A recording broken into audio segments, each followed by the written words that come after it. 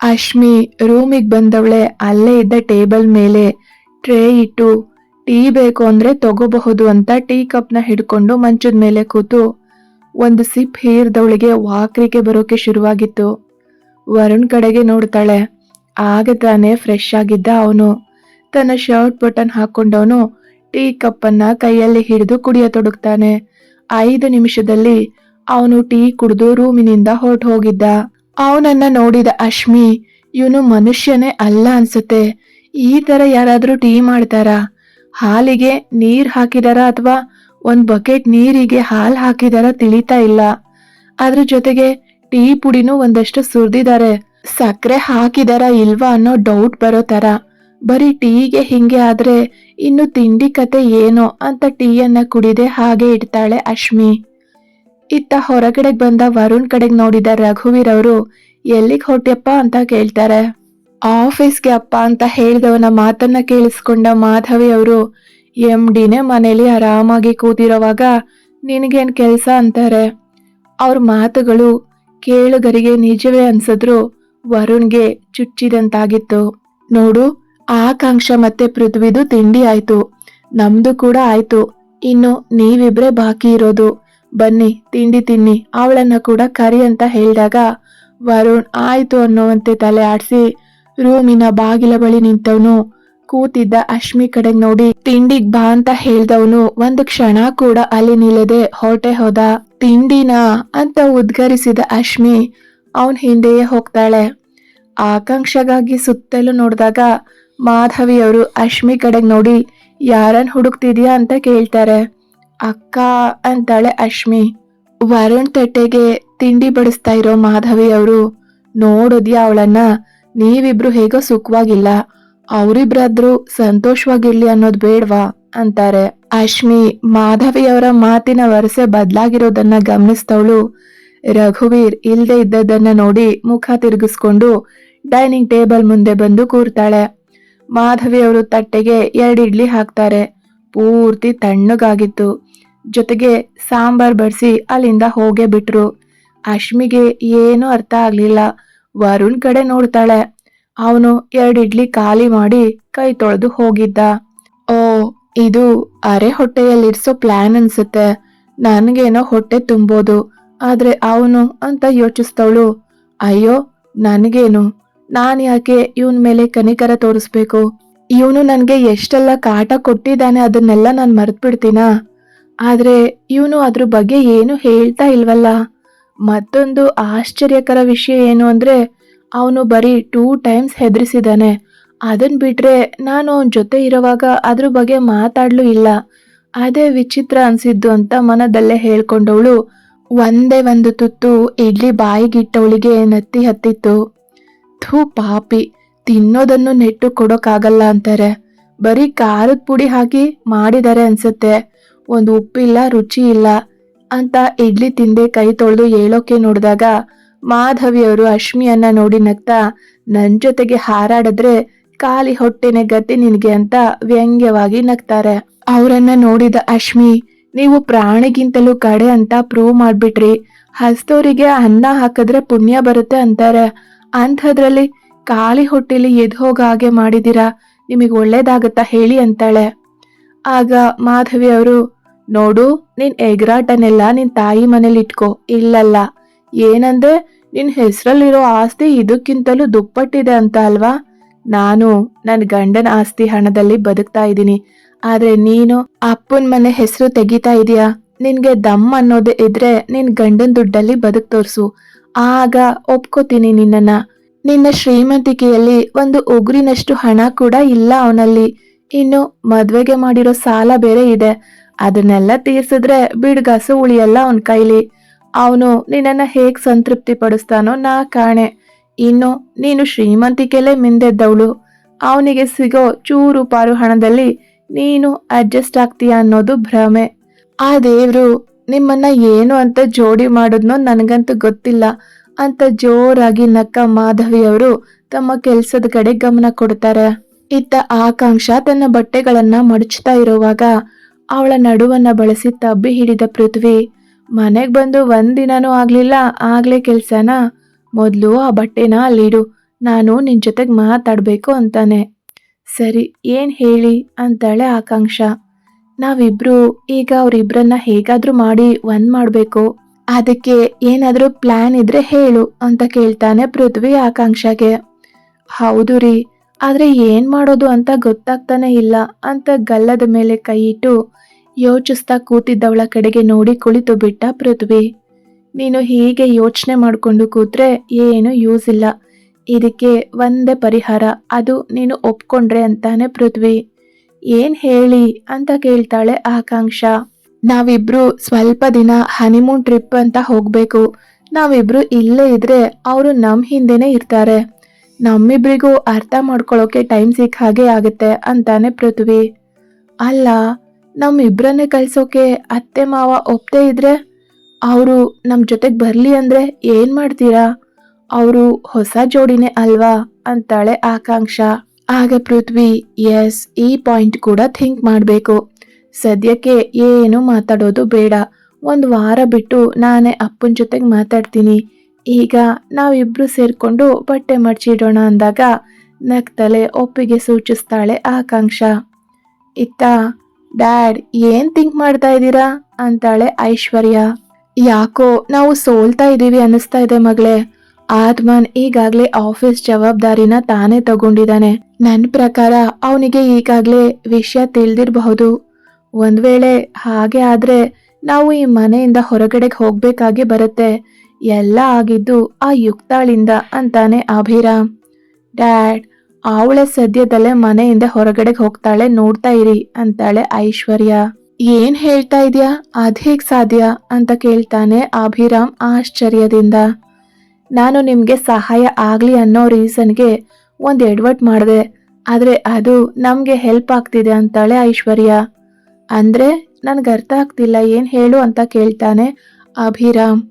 ನೀವು ಹುಡುಗನ ಮನೆಯವರು ಅಶ್ವಿನ ಕೇಳೋ ತರ ಮಾಡಿದ್ರಿ. ನೀವು ಮಾಡಿರೋ ಪ್ಲಾನ್ ನನ್ಗೆ ಮೊದ್ಲೇ ಗೊತ್ತಿತ್ತು. ನೀವು ಯಾರ ಹತ್ರನೋ ಮೊಬೈಲಲ್ಲಿ ಮಾತಾಡ್ತಾ ಇರೋದನ್ನ ನಾನು ಕೇಳಿಸ್ಕೊಂಡಿದ್ದೆ. ಆಮೇಲೆ ನಾನು ಹುಡುಗನ ಕಡೆಯವ್ರ ಬಗ್ಗೆ ವಿಚಾರಿಸ್ದೆ. ಒಬ್ಬ ತುಂಬಾನೇ ಸ್ವಾಭಿಮಾನಿ ಅಂತ ಗೊತ್ತಾಯ್ತು. ಆಕಾಂಕ್ಷ ಹುಡುಗ ಶ್ರೀಮಂತ ಆಗಿರೋದ್ರಿಂದ ಈ ಮನೆಯ ಆಸ್ತಿಯನ್ನ ಅವನು ಕೇಳಲ್ಲ.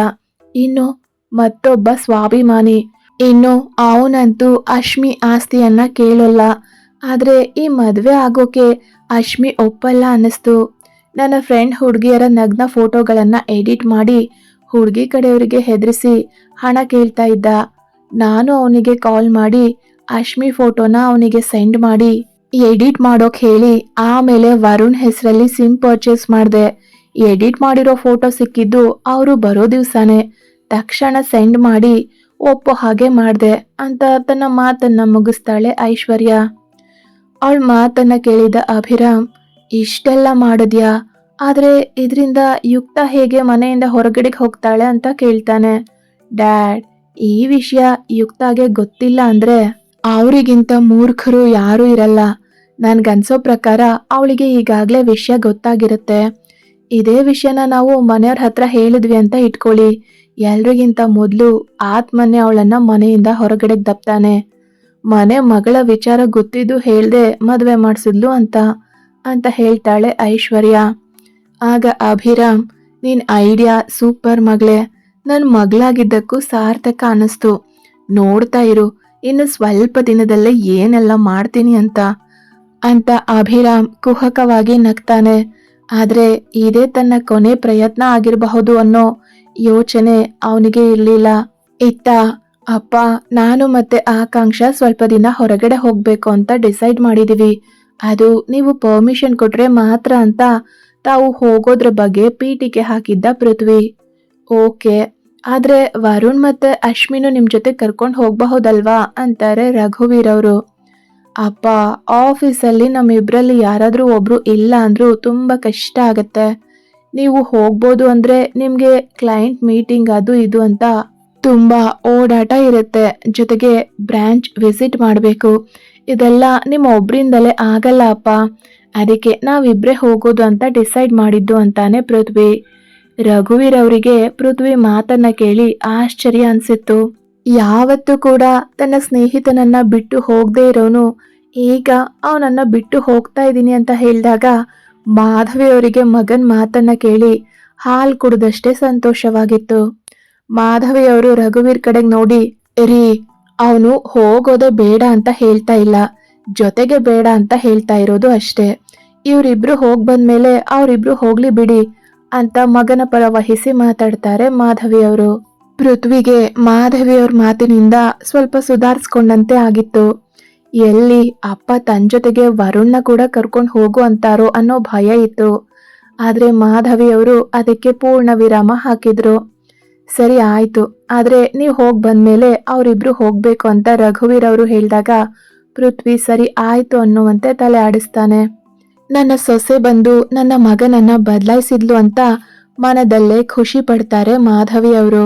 ಪೃಥ್ವಿ ಗೋವಾಕ್ಕೆ ಹೋಗೋ ತಯಾರಿ ನಡೆಸಿದ್ದ. ಅವರಿಬ್ರಿಗೋಸ್ಕರ ರೆಸಾರ್ಟ್ ಕೂಡ ಬುಕ್ ಆಗಿತ್ತು. ಅಶ್ಮಿ ಮತ್ತೆ ವರುಣ್ ಕಿವಿಗೆ ಈ ವಿಷಯ ಅವರಿಬ್ರು ಹೊರಡೋ ಹಿಂದಿನ ದಿವಸ ಬಿದ್ದಿತ್ತು.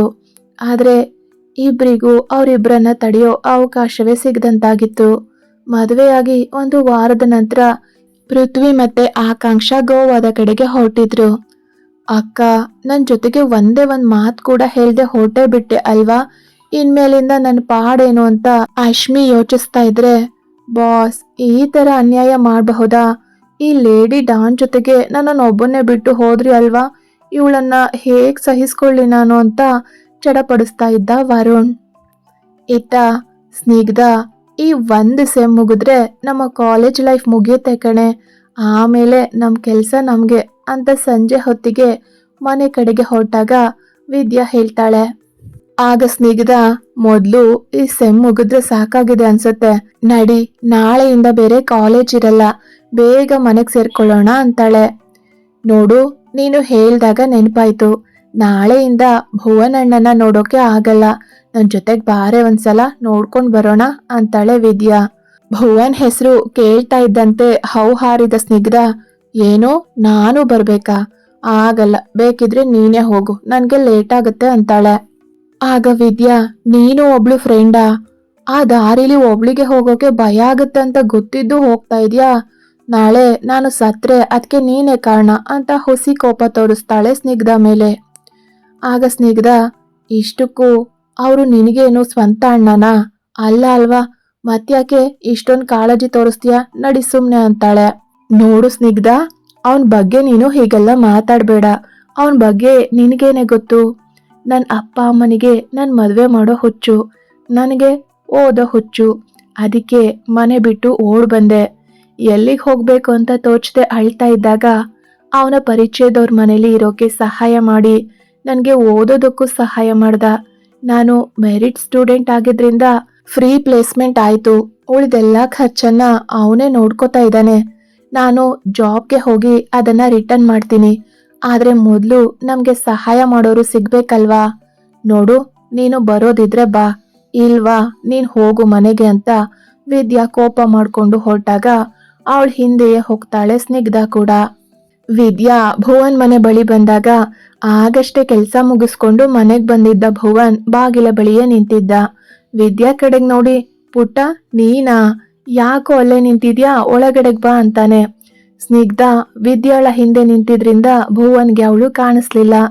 ಆದ್ರೆ ಅವಳ ಹಿಂದೆ ಯಾರೋ ನಿಂತಂತೆ ಅನ್ಸಿ ಇಣುಕ್ ನೋಡಿದಾಗ ವಿದ್ಯಾ ಹೆಗಲ್ ಹತ್ರ 2 ಕಣ್ಣುಗಳು ಇಣುಕ್ತಾ ಇರೋದು ಕಾಣಿಸತ್ತೆ. ವಿದ್ಯಾ ಸ್ನಿಗ್ಧ ಕೈ ಹಿಡಿದು ಎಳೆದು ಭುವನ್ ಎದುರು ನಿಲ್ಸಿ, ಏನೇ ಅದು ಹಿಂದೆ ಬಚ್ಚಿಟ್ಕೊಳ್ಳೋದು, ಅವನೇನ್ ಹುಲಿನ ಹೆದ್ರೋಕೆ ಅಂತ ಹೇಳಿದ ಕೂಡ್ಲೆ ಸ್ನಿಗ್ಧ ತನ್ನ ಕಣ್ರೆಪ್ಪೆಗೆ ಸೋಕ್ತಾ ಇದ್ದ ತಲೆ ಕೂದಲನ್ನ ಹಿಂದೆ ಸರಿಸಿ ತಲೆ ತಗ್ಸಿ ನಿಲ್ತಾಳೆ. ಭುವನ್ಗೆ ಸ್ನಿಗ್ಧ ತನ್ನ ಮುಖವನ್ನ ಮರೆಮಾಚೋಕೆ ಪ್ರಯತ್ನ ಪಡ್ತಾ ಇರೋದನ್ನ ನೋಡಿ ನಗು ಬರುತ್ತೆ. ಆದ್ರೂ ಅದನ್ನ ತೋರಿಸ್ಕೊಳ್ದೆ ಗಂಭೀರವಾಗಿ ವದನವನ್ನ ಹೊತ್ತವನು ಸ್ನಿಗ್ಧ ಕಡೆಗ್ ನೋಡಿ, ಯಾರಿದು ಪುಟ್ಟ ಅಂದಾಗ ಸ್ನಿಗ್ಧ ಕಣ್ಣೆತ್ತಿ ನೋಡಿ ಆ ಅಂತ ಬಾಯಿ ತೆರಿತಾಳೆ. ಅಣ್ಣ, ಇವಳು ಯಾರು ಅಂತ ನೆನಪಾಗಿಲ್ವಾ? ಅದೇ ಅವತ್ತು ಬೈಕಲ್ಲಿ ಡ್ರಾಪ್ ಮಾಡ್ದೆ ಅಲ್ವಾ ಅಂತಾಳೆ ವಿದ್ಯಾ. ಹೌದಾ, ನನ್ಗಂತೂ ಏನೂ ನೆನ್ಪಾಗ್ತಾ ಇಲ್ಲ. ಸರಿ ಬಿಡು, ಅಲ್ಲೇ ಯಾಕೆ ನಿಂತಿದ್ದೀರಾ, ಒಳಗಡೆಗ್ ಬನ್ನಿ ಅಂತ ಒಳಗಡೆಗ್ ಹೋದವನ ಹಿಂದೆಯೇ ಇಬ್ರು ಒಳಗಡೆಗ್ ಬರ್ತಾರೆ. ಸ್ನಿಗ್ಧಾಗಂತೂ ಅವ್ನ ಮಾತ್ ಕೇಳಿ ಕೋಪ ಹೆಚ್ಚಾಗೆ ಬಂದಿತ್ತು. ಭುವನ್ ಕಾಫಿ ಮಾಡ್ಕೊಂಡ್ ತಂದವನೇ ಇಬ್ಬರ ಮುಂದೆ ಹಿಡಿದು ಅಲ್ಲೇ ಇದ್ದ ಚೇರ್ ಇಳ್ಕೊಂಡು ಕೂರ್ತಾನೆ. ವಿದ್ಯಾ ಕಾಫಿ ಲೋಟ ತಗೊಂಡವಳು ಅವನ್ ಕಡೆಗ್ ನೋಡಿ, ಇದೆಲ್ಲ ಯಾಕೆ ಮಾಡೋಕ್ ಹೋದೆ? ನಾನ್ ಬಂದಿದ್ದು ನಾಳೆಯಿಂದ ನಾನು ಸಿಗಲ್ಲ ಅಂತ ಹೇಳೋಕೆ ಅಂತ ಒಂದ್ ಸಿಪ್ ಕಾಫಿ ಹೀರ್ತಾಳೆ. ಸ್ನಿಗ್ಧ ಮಾತ್ರ ಏನು ಮಾತಾಡದೆ ಕಾಫಿ ಕುಡಿತಾ ಇದ್ಲು. ಭುವನ್ ಕಣ್ಣುಗಳು ಮಾತ್ರ ಸ್ನಿಗ್ಧಾಳನ್ನೇ ತದೇಕ ಚಿತ್ತದಿಂದ ನೋಡ್ತಾ ಇದ್ವು. ಆದ್ರೆ ಸ್ನಿಗ್ಧ ಮಾತ್ರ ಅವನು ಹೇಳಿದ ಮಾತಿನ ಬಗ್ಗೆಯೇ ಯೋಚಿಸ್ತಾ ಇದ್ದಿದ್ರಿಂದ ಅವನತ್ತ ಗಮನ ಹರಿಸ್ಲಿಲ್ಲ. ಆದ್ರೆ ವಿದ್ಯಾ ಮಾತ್ರ ಇದನ್ನ ಗಮನಿಸ್ತಾ ಇದ್ದವಳು ನಗ್ತಾಳೆ. ಸ್ನಿಗ್ಧ, ಲೋಟ ಇಲ್ ಕೊಡು, ನಾನು ಇದನ್ನ ತೊಳೆದಿಟ್ ಬರ್ತೀನಿ ಅಂತ ಹೊರಟವಳ ಕಡೆಗೆ ನೋಡಿದ್ದ ಭುವನ್, ಕೊಡು ಇಲ್ಲಿ, ನಾನೇ ತೊಳಿತೀನಿ ಅಂತಾನೆ. ಅಣ್ಣ, ಒಂದ್ ನಿಮಿಷ ತಾನೆ, ನಾನೇ ತೊಳೆದಿಟ್ ಬರ್ತೀನಿ, ನೀನು ಇವ್ರ ಜೊತೆಗ್ ಮಾತಾಡ್ತಾ ಇರು ಅಂತ ಹೇಳಿ ಹೊರಟವಳ ಕಡೆಗೆ ನೋಡಿ ಸ್ನಿಗ್ಧ, ನಾನು ಬರ್ತೀನಿ ರೇ ಅಂತ ಹೊರಟವಳ ಕೈ ಹಿಡಿದು ನಿಲ್ಲಿಸ್ತಾನೆ ಭುವನ್. ಸ್ನಿಗ್ಧ ಅವನ್ ಕಡೆಗ್ ನೋಡಿ ಕೈ ಬಿಡಿ ಅಂತಾಳೆ. ಭುವನ್ ಅವಳ ಕೈ ಬಿಟ್ಟು ಎದ್ದು ನಿಂತವನು ಅವಳ ಕಡೆಗ್ ನೋಡಿ, ಅವಳು ಹೋಗಿರೋದು ಲೋಟ ತೊಳೆಯೋಕಷ್ಟೇ, ಬೇರೆ ಯಾವ ಪಾತ್ರೆಗಳು ಇಲ್ಲ, ಇದ್ದಾಗ ನಿಮ್ಮನ್ನೇ ಕರಿತೀನಿ ಅಂತ ನಗ್ತಾನೆ. ಅವನ ಮಾತನ್ನ ಕೇಳಿದ ಸ್ನಿಗ್ಧ ಅವನನ್ನೇ ಕೋಪದಿಂದ ನೋಡ್ತಾಳೆ.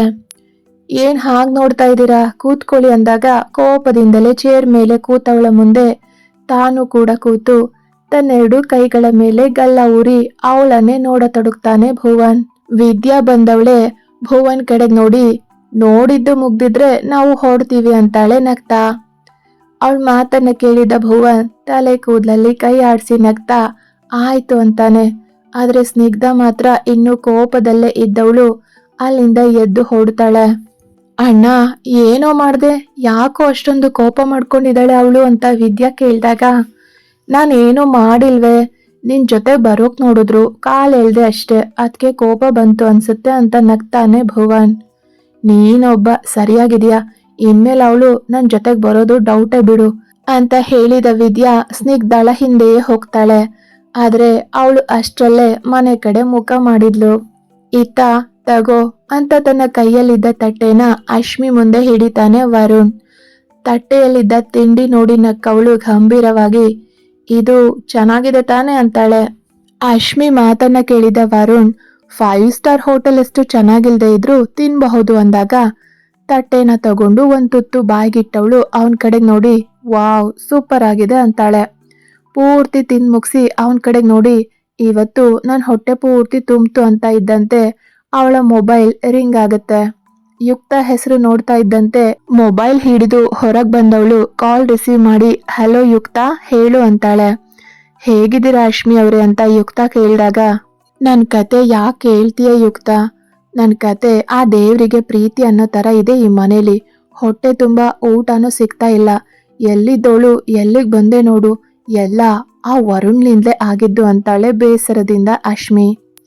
ಆಗ ಯುಕ್ತ, ನಾನು ಆ ವಿಷಯ ಹೇಳೋಕೆ ಕಾಲ್ ಮಾಡಿದ್ದು, ಇದನ್ನೆಲ್ಲ ವರುಣ್ ಮಾಡಿದ್ದಲ್ಲ ಅಂತಾಳೆ. ಆಗ ಅಶ್ಮಿ, ಏನ್ ಹೇಳ್ತಾ ಇದ್ಯಾ, ಇಷ್ಟು ಬೇಗ ಅದ್ ಯಾರು ಅಂತ ಗೊತ್ತಾಯ್ತಾ, ಹೇಗೆ? ಅದು ಅವನೇ ಮಾಡಿರ್ತಾನೆ ಅಂತಾಳೆ ಅಶ್ಮಿ ಹಲ್ ಕಚ್ತಾ. ಆಗ ಯುಕ್ತ, ನಾನು ನಿಮ್ಗೊಂದು ವಾಯ್ಸ್ ರೆಕಾರ್ಡ್ ಕಳ್ಸಿದ್ದೀನಿ, ಅದನ್ನ ಕೇಳಿಸ್ಕೊಳ್ಳಿ, ಆಗ ನಿಮ್ಗೆ ಗೊತ್ತಾಗತ್ತೆ ಅಂತ ಹೇಳಿದ ಕೂಡ್ಲೆ ಅಶ್ಮಿ ಕಾಲ್ ಕಟ್ ಮಾಡ್ತಾಳೆ. ಯುಕ್ತ ನಗ್ತಾ, ನನ್ನನ್ನ ಈ ಮನೆಯಿಂದ ಹೊರಗಡೆಗೆ ಹಾಕ್ತೀರಾ? ಅಲ್ಲ, ಮಾತಾಡೋವಾಗ ಯಾರಾದ್ರೂ ಇದಾರ ಅಂತ ನೋಡ್ಕೊಳ್ದೆ ಇರೋಷ್ಟು ಪೆದ್ರು ಅಂತ ನಗ್ತಾಳೆ ಮೊಬೈಲ್ನ ನೋಡ್ತಾ. ಅಭಿರಾಮ್ ಮತ್ತೆ ಐಶ್ವರ್ಯ ಮಾತಾಡಿರೋದನ್ನ ಅವರಿಗೆ ತಿಳಿದಂತೆ ರೆಕಾರ್ಡ್ ಮಾಡ್ಕೊಂಡಿದ್ಲು ಯುಕ್ತ. ಅಷ್ಟರಲ್ಲೇ ಯುಕ್ತಾಳನ್ನ ಹಿಂದಿನಿಂದ ಯಾರೋ ಬಳಸಿದಂತಾಗಿ ಕೋಪ ಮಾಡ್ಕೊಂಡವಳು ಬಿಡಿಸ್ಕೊಂಡು, ಬಿಡಿ ಸರ್ ನನ್ನನ್ನ ಅಂತಾಳೆ. ನನ್ ಮೇಲೆ ಕೋಪ ಬಂದಿರೋ ಹಾಗಿದೆ ಅಂತ ಆತ್ಮನ್ ಕೇಳಿದ ಕೂಡ್ಲೆ ಅವನ್ ಕಡೆಗೆ ತಿರುಗಿದವಳು, ಏನ್ ಅನ್ಕೊಂಡಿದ್ದೀರಾ ನಿಮ್ಮನ್ನ ನೀವು, ಯಾವ್ದೋ ಟೈಮಿಗೆ ಬರ್ತೀರಾ, ಯಾವ್ದೋ ಟೈಮಿಗೆ ಹೋಗ್ತೀರಾ, ನನ್ ಬಗ್ಗೆ ನಿಮ್ಗೆ ಸ್ವಲ್ಪನೂ ಕಾಳಜಿನೇ ಇಲ್ಲ ಅಂತಾಳೆ ಯುಕ್ತ. ಆಗ ಆತ್ಮನ್, ಸಾರಿ ಯುಕ್ತ, ಸ್ವಲ್ಪ ಟೈಮ್ ಕೊಡು, ಆಮೇಲೆ ನಿನ್ ಜೊತೆಗೆ ಇರ್ತೀನಿ ಅಂತ ಅವಳನ್ನ ತಬ್ಬಿ ಅವಳ ಹಣೆಗೊಂದು ಮುತ್ತಿಟ್ಟು ಹೊರಟವನ ಕೈ ಹಿಡಿದು ತಡೆದು ಅವನ ಕೈ ಎಳೆದಾಗ ಅವಳ ಸಮೀಪಕ್ಕೆ ಬಂದ ಅವನ ಮುಖದ ಹತ್ರ ತನ್ನ ಕೆನ್ನೆಯನ್ನ ತೋರಿಸಿ ಮುತ್ತು ಕೊಡುವಂತೆ ಯುಕ್ತ ಹೇಳಿದಾಗ ನಕ್ಕ ಆತ್ಮನ್ ಅವಳ ಎರಡೂ ಕೆನ್ನೆಗೆ ದೀರ್ಘವಾಗಿ ಚುಂಬಿಸಿ ಅಲ್ಲಿಂದ ಹೊರಡ್ತಾನೆ. ಇತ್ತ ಅಶ್ಮಿ ಯುಕ್ತ ಕಳಿಸಿದ್ದ ಆಡಿಯೋವನ್ನ ಕೇಳಿಸ್ಕೊಂಡವಳಿಗೆ ಶಾಕ್ ಆಗಿತ್ತು. ಕೋಪದಿಂದ ಮೊಬೈಲನ್ನ ಬಿಗಿಯಾಗಿ ಹಿಡಿತಾಳೆ. ನಮ್ಮ ಮನೆಯವರೇ ನನಗೆ ಮೋಸ ಮಾಡಿದ್ರು ಅಂತ ಯುಕ್ತಾಗೆ ಮತ್ತೆ ಕಾಲ್ ಮಾಡ್ತಾಳೆ ಅಶ್ಮಿ. ಆ ಕಡೆಯಿಂದ ಕಾಲ್ ರಿಸೀವ್ ಮಾಡಿದ ಯುಕ್ತ, ಕೇಳಿಸ್ಕೊಂಡ್ರ ಅಶ್ಮಿ ಅವರೇ ಅಂತಾಳೆ. ಹಾ, ಕೇಳಿಸ್ಕೊಂಡೆ ಯುಕ್ತ. ಅವ್ರನ್ನ ನನ್ನ ಮನೆಯವರು ಅಂತ ಹೇಳ್ಕೊಳ್ಳೋಕೆ ನಾಚಿಕೆ ಆಗತ್ತೆ. ಅವಳು ಒಬ್ಳು ಹೆಣ್ಣಾಗಿ ಮತ್ತೊಂದು ಹೆಣ್ಣಿನ ಬಾಳಲ್ಲಿ ಈ ರೀತಿ ಆಟ ಆಡೋದು ಎಷ್ಟು ಸರಿ ಹೇಳು? ಇದರಿಂದ ನಮ್ಮ ಇಬ್ಬರ ಲೈಫೇ ಹಾಳಾಗಿ ಹೋಯ್ತು. ಅವನಂತೂ ಮೂಕ ಪ್ರಾಣಿ ಥರ ನಾನು ಎಷ್ಟೇ ಬೈದ್ರೂ ಒಂದೇ ಒಂದು ಉತ್ತರನೂ ಕೊಡಲಿಲ್ಲ. ಅಟ್ಲೀಸ್ಟ್ ನಾನು ತಪ್ಪು ಮಾಡಿಲ್ಲ ಅನ್ನೋ ಸಮರ್ಥನೆ ಆದರೂ ಮಾಡ್ಬೋದಿತ್ತಲ್ವಾ ಅಂದಾಗ, ನೀವು ಹೇಳೋದು ಸರಿನೇ ಅಶ್ಮಿ ಅವರೇ, ಆದರೆ ಇದರಲ್ಲಿ ನಿಮ್ಮದು ಕೂಡ ತಪ್ಪಿದೆ. ವರುಣ್ ಅವರು ಸುಮ್ಮನೆ ಇದ್ದಾರೆ ಅಂದ ತಕ್ಷಣ ಅವರು ತಪ್ಪನ್ನ ಒಪ್ಕೊಂಡಿದ್ದಾರೆ ಅಂತ ನೀವು ಅನ್ಕೊಂಡ್ರಿ. ಆದರೆ ಕೆಲವೊಂದ್ಸಲ ನಮ್ಮನ್ನ ನಾವು ಸಮರ್ಥನೆ ಮಾಡ್ಕೊಂಡ್ರೆ ತಪ್ಪಾಗಿ ತಿಳ್ಕೊಳ್ಳೋದೇ ಜಾಸ್ತಿ. ಅದಕ್ಕಿಂತ ಮೌನವಾಗಿರೋದೇ ಲೇಸು ಅಂತ ಅನ್ಸಿರಬಹುದು. ಈಗ ಎಲ್ಲ ನಿಮಗೆ ತಿಳಿದಿದೆ, ನೀವು ಏನು ಮಾಡಬಹುದು ಅಂತ ಯೋಚನೆ ಮಾಡಿ ಅಂತಾಳೆ ಯುಕ್ತ. ಯುಕ್ತ, ನನಗೆ ಈಗ ಅದೇ ಚಿಂತೆ ಆಗಿದೆ. ಏನು ಮಾಡಲಿ ನಾನು? ನನಗೆ ಅಳು ಬರ್ತಾ ಇದೆ ಯುಕ್ತ. ಅಣ್ಣನ ವಿಷಯದಲ್ಲಿ ಮಾಡಿದ ತಪ್ಪನ್ನ ಮತ್ತೆ ವರುಣ್ ವಿಷಯದಲ್ಲೂ ಮಾಡಿಬಿಟ್ಟೆ. ಏನು ತಪ್ಪು ಮಾಡದೇ ಇದ್ರೂ ತಪ್ಪಿದಸ್ತನ ಸ್ಥಾನದಲ್ಲಿ ನಿಲ್ಲಿಸ್ಬಿಟ್ಟೆ ಅನ್ನೋ ಗಿಲ್ಟ್ ಫೀಲ್ ಕಾಡ್ತಾ ಇದೆ ಅಂತ ಅಶ್ಮಿ ಅಳೋದಕ್ಕೆ ಶುರು ಮಾಡ್ತಾಳೆ. ಆಗ ಯುಕ್ತ, ನೋಡಿ ಅಶ್ಮಿ ಅವರೇ, ಅಳೋದ್ರಿಂದ ಏನೂ ಆಗಲ್ಲ. ಪಶ್ಚಾತ್ತಾಪಕ್ಕಿಂತ ದೊಡ್ಡ ಶಿಕ್ಷೆ ಮತ್ಯಾವುದೂ ಇಲ್ಲ. ಯಾಕಂದ್ರೆ ಅದು ಮತ್ತೆ ಮತ್ತೆ ನಾವು ಮಾಡಿರೋ ತಪ್ಪನ್ನ ನೆನಪು ಮಾಡಿಸ್ತಾ ಇರುತ್ತೆ. ಇದೆಲ್ಲ ಒಂದು ಸೈಡಿಗೆ ಇಟ್ಬಿಡಿ. ಯಾಕಂದ್ರೆ ಇದನ್ನ ನೀವು ಬೇಕು ಅಂತ ಏನೂ ಮಾಡಿಲ್ವಲ್ಲ. ಈ ಒಂದು ವಿಷಯದಿಂದ ನಿಮಗೆ ಕ್ಷಮೆ ಸಿಕ್ಕೇ ಸಿಗುತ್ತೆ. ಇದಕ್ಕೆಲ್ಲ ಮಿಗಿಲಾಗಿ ನೀವು ಯೋಚನೆ ಮಾಡಬೇಕಾಗಿರೋದು ಅವ್ರ ಜೊತೆ ಜೀವನ ಮಾಡಬೇಕಾ ಬೇಡವಾ ಅನ್ನೋದ್ರ ಬಗ್ಗೆ ಅಂತಾಳೆ ಯುಕ್ತ. ಯುಕ್ತ, ನಾನು ಹೇಗೆ ಅವನ ಜೊತೆಗೆ ಜೀವನ ಮಾಡಲಿ? ನನಗೆ ಅವನ ಮೇಲೆ ಪ್ರೀತಿ ಅನ್ನೋ ಭಾವನೆನೇ ಮೂಡಿಲ್ಲ ಅಂತ ಅಶ್ಮಿ ರಾಗ ಎಳಿತಾಳೆ. ಅಶ್ಮಿ ಮಾತನ್ನ ಕೇಳಿದ ಯುಕ್ತ, ಯಾಕೆ ಜೀವನ ಮಾಡೋಕ್ಕಾಗಲ್ಲ ಅಂತೀನಿ. ಗುರ್ತು ಪರಿಚಯ ಇಲ್ಲದೆ ಇರೋ ವ್ಯಕ್ತಿ ಮೇಲೆ ನವಿರಾದ ಭಾವನೆಗಳು ಮೂಡುತ್ತೆ ಅನ್ನೋವಾಗ ಇವರು ಎಲ್ಲರ ಸಮ್ಮುಖದಲ್ಲಿ ಅಗ್ನಿ ಸಾಕ್ಷಿಯಾಗಿ ತಾಳಿ ಕಟ್ಟಿದ ಗಂಡ ಅಂದಮೇಲೆ ಅವ್ರ ಮೇಲೆ ಯಾಕೆ ಆ ಪ್ರೀತಿ ಹುಟ್ಟೋಕ್ ಸಾಧ್ಯ ಇಲ್ಲ ಹೇಳಿ? ಕೆಲವೊಬ್ಬರಿಗೆ ಗಂಡ ಆ ಅವಕಾಶ ಕೊಡಲ್ಲ, ಇನ್ನು ಕೆಲವರಿಗೆ ಹೆಂಡತಿಯ ಆ ಅವಕಾಶ ಕೊಡಲ್ಲ ಅಷ್ಟೆ. ಆದ್ರೆ ಈಗ ನಿಮ್ಮಿಬ್ರಲ್ಲಿ ಯಾವುದೇ ಆಕ್ಷೇಪ ಇಲ್ಲ ಅಂದಮೇಲೆ ಪ್ರೀತಿ ಮಾಡಬಹುದಲ್ವಾ ಅಂತಾಳೆ ಯುಕ್ತ. ಯುಕ್ತ, ಪ್ರೇಮಿ ಗಂಡನಾಗಬಹುದೇ ಹೊರತು ಗಂಡ ಯಾವತ್ತೂ ಪ್ರೇಮಿ ಆಗೋಕೆ ಸಾಧ್ಯ ಇಲ್ಲ. ಇದೆಲ್ಲ ಸಿನಿಮಾಗಳಲ್ಲಿ ಮಾತ್ರ ಚಂದ ಅಂತ ವಿಷಾದದ ನಗು ನಗ್ತಾಳೆ ಅಶ್ಮಿ. ಅದು ನಿಮ್ಮ ಭಾವನೆ ಅಷ್ಟೇ. ಹೆಂಡತಿನ ಮನ್ಸಾರೆ ಪ್ರೀತಿಸೋ ಪ್ರತಿಯೊಬ್ಬ ಗಂಡನೂ ಪ್ರೇಮಿಯೇ. ಪ್ರೇಮಿ ತರ ನೂರಾರು ಕಡೆ ಸುತ್ತಿಸದೇ ಇರಬಹುದು ಅಥವಾ ಸಂದೇಶಗಳ ರವಾನೆ ಮಾಡದೇ ಇರಬಹುದು. ಆದ್ರೆ ಒಬ್ಬ ಪ್ರೇಮಿಗಿಂತಲೂ ಮಿಗಿಲಾಗಿಯೇ ಗಂಡ ಪ್ರೀತಿಸಬಹುದು ಅನ್ನೋದು ನನ್ನ ಅಭಿಪ್ರಾಯ. ನೋಡಿ, ವರುಣ್ ಅವರನ್ನ ನೋಡಿದ್ರೆ ತಿಳಿಯುತ್ತೆ ಅವರು ಎಲ್ಲಾ ಪ್ರೀತಿಗಳಿಂದ ವಂಚಿತರಾದವರು ಅಂತ. ನೀವು ಅವರಿಗೆ ಹಿಡಿಯಷ್ಟು ಪ್ರೀತಿ ಕೊಟ್ರೆ ಆ ಜೀವ ಸ್ವಲ್ಪನಾದ್ರೂ ತೃಪ್ತಿ ಪಡಬಹುದು ಅಂತ. ಇನ್ನು ಉಳಿದಿದ್ದೆಲ್ಲ ನಿಮಗ್ ಬಿಟ್ಟಿದ್ದು. ನಾನು ನಿಮ್ಗೆ ಒತ್ತಾಯ ಮಾಡಲ್ಲ ಅಂತಾಳೆ ಯುಕ್ತ. ಅವಳ ಮಾತನ್ನ ಕೇಳಿದ ಅಶ್ಮಿ, ಸರಿ ಬಿಡು ಆಯ್ತು, ಯೋಚಿಸ್ತೀನಿ ಅಂತ ಕಾಲ್ ಕಟ್ ಮಾಡ್ತಾಳೆ. ಅಶ್ಮಿ ತನ್ನ ರೂಮಿಗೆ ಹೋಗಿ ಯೋಚಿಸ್ತಾ ಕೂತಿದ್ಲು. ಅಷ್ಟರಲ್ಲೇ ರಾತ್ರಿ ಆಗಿತ್ತು. ಎದ್ದು ಹೊರಗಡೆಗೆ ಬಂದಾಗ ಮಾಧವಿಯವರು ವರುಣ್ ಬಳಿ ಏನೋ ಹೇಳ್ತಾ ಇದ್ರು. ಏನೋ ಅವ್ರಿದ್ರು ಅಂತ ನಿನ್ಗೆ ಊಟಕ್ಕೆ ಕುತ್ಕೊಳ್ಳೋಕ್ ಹೇಳ್ದೆ ಅಷ್ಟೇ.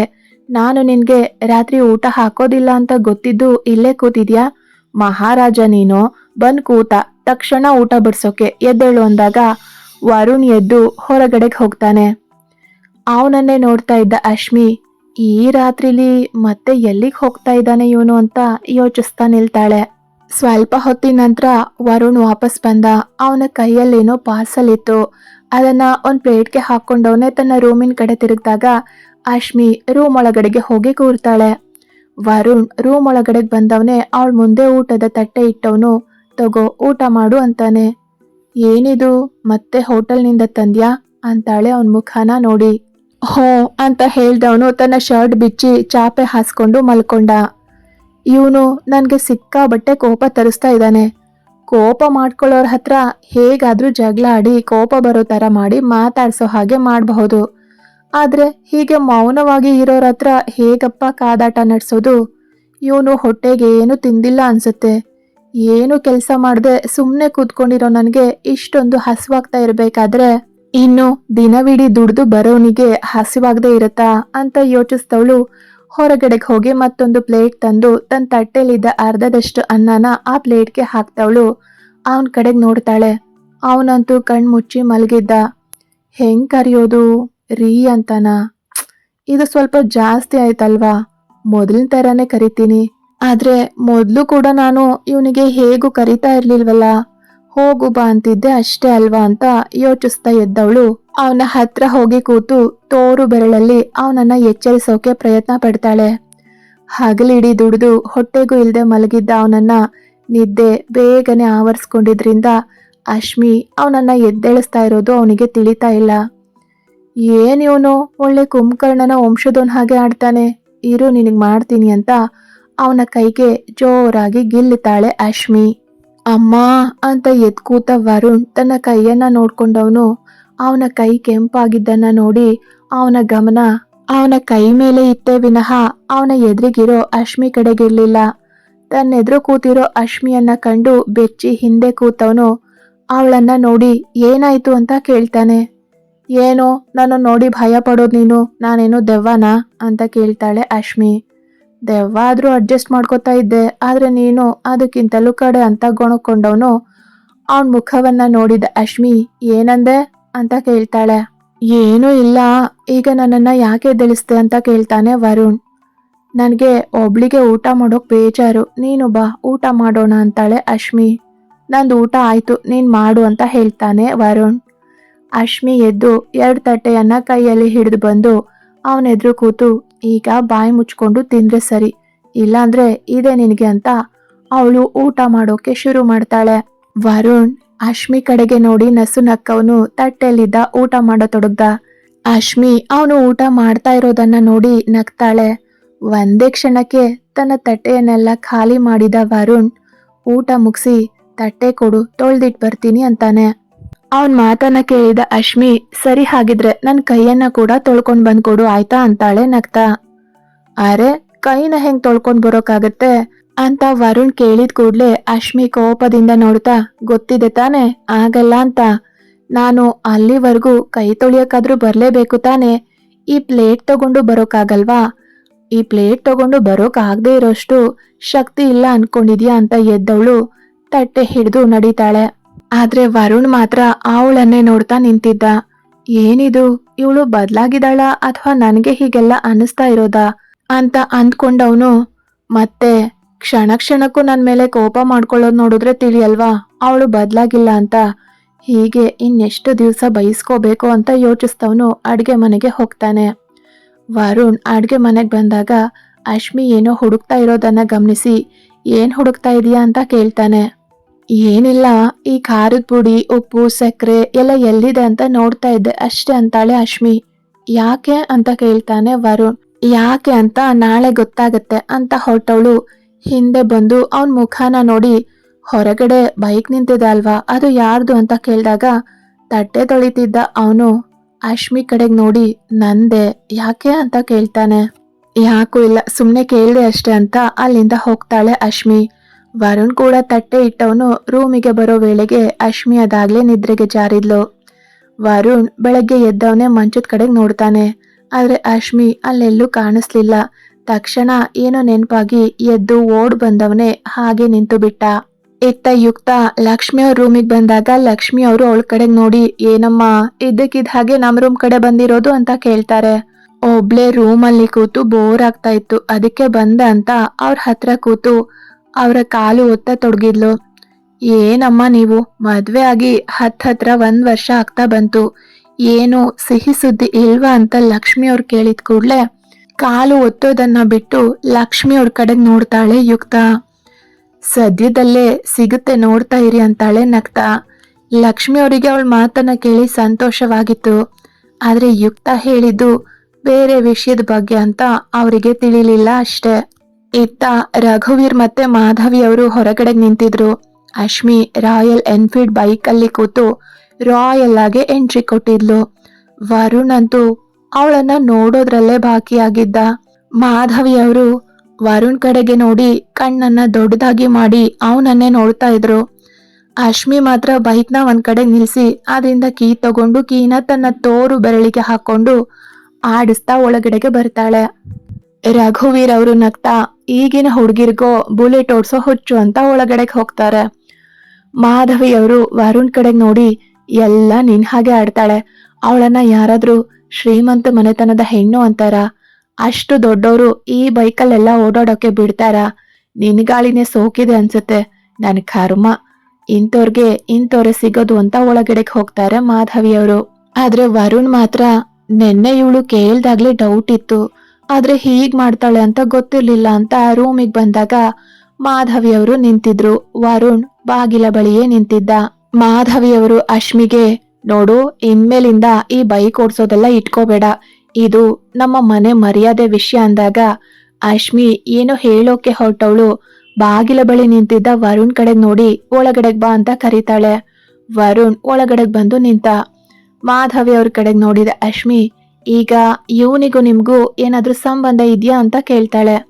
ಇಲ್ಲ, ಇವನು ನಮ್ಮನೆ ಕೆಲ್ಸದವನ್ ಅಷ್ಟೇ ಅಂತ ಮಾಧವಿ ಅವರು ಹೇಳಿದಾಗ ಅಶ್ಮಿ ವರುಣ್ ಕಡೆಗ್ ನೋಡಿ, ನಾನು ಬೈಕ್ ಓಡ್ಸಿದ್ರೆ ನಿನ್ನ ಮರ್ಯಾದೆಗೆ ಏನಾದ್ರೂ ಧಕ್ಕೆ ಬರುತ್ತಾ ಅಂತ ವರುಣ್ಗೆ ಕೇಳಿದಾಗ ಅವನು ಇಲ್ಲ ಅನ್ನುವಂತೆ ತಲೆ ಆಡಿಸ್ತಾನೆ.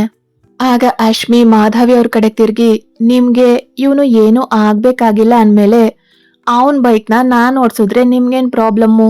ಮೊದ್ಲು ಹೋಗಿ ಇಲ್ಲಿಂದ ಪ್ಲೀಸ್ ಅಂತಾಳೆ. ಆಗ ಮಾಧವಿ ಅವರು, ನೀವಿರೋದು ನಮ್ಮ ಮನೇಲಿ ಅನ್ನೋದು ನೆನ್ಪಿರ್ಲಿ ಅಂತಾರೆ. ನಿಮ್ ಮಗ ಹೇಳಿ ಹೋಗಿ ಅಂತ ನಾವಿಬ್ರು ಗಂಟು ಮುಟ್ಟೆ ಕಟ್ಕೊಂಡು ಹೋಗ್ತಾ ಇರ್ತೀವಿ ಅಂತಾಳೆ ಅಶ್ಮಿ.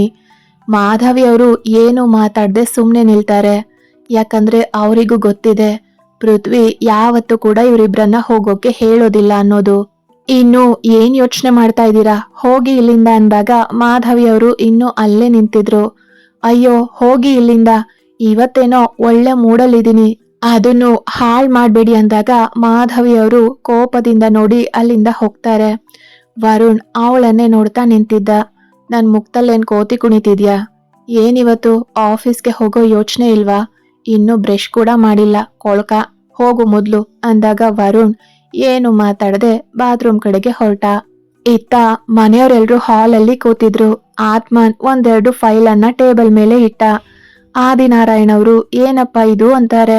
ತಾತ, ಒಂದ್ಸಲ ಎಲ್ಲಾನು ಚೆಕ್ ಮಾಡಿ ಆಮೇಲೆ ನೀವೇ ಏನ್ ಮಾಡ್ಬೇಕು ಅಂತ ಹೇಳಿ ಅಂತಾನೆ ಆತ್ಮನ್. ಯುಕ್ತ ಅವನ್ ಬಳಿಗ್ ನಿಂತವಳು ಅವನ್ ಕಡೆಗ್ ನೋಡ್ತಾಳೆ. ಭಯದಿಂದ ಏನು ಆಗಲ್ಲ ಅಂತ ಕಣ್ಣಲ್ಲೇ ತಿಳಿಸ್ತಾನೆ. ಆದ್ರೆ ಅಭಿರಾಮ್ ಮತ್ತೆ ಐಶ್ವರ್ಯ ಮನೇಲಿ ಇರ್ದೆ ಹೊರಗಡೆಗೆ ಹೋಗಿದ್ರು. ಆದಿನಾರಾಯಣ್ ಅವರು ವಾಸುದೇವ್ ಅವ್ರ ಕಡೆಗೆ ನೋಡಿ ಏನು ಅಂತ ಚೆಕ್ ಮಾಡು ಅಂತ ಹೇಳ್ತಾರೆ.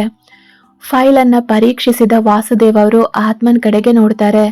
ಅಪ್ಪ, ಇದು ಆಫೀಸ್ದು, ಹಾಸ್ಪಿಟಲ್ಗೆ ಸಂಬಂಧಪಟ್ಟ ದಾಖಲೆಗಳು ಬೇರೊಂದು ಫೈಲಲ್ಲಿದೆ ಅಂತಾನೆ.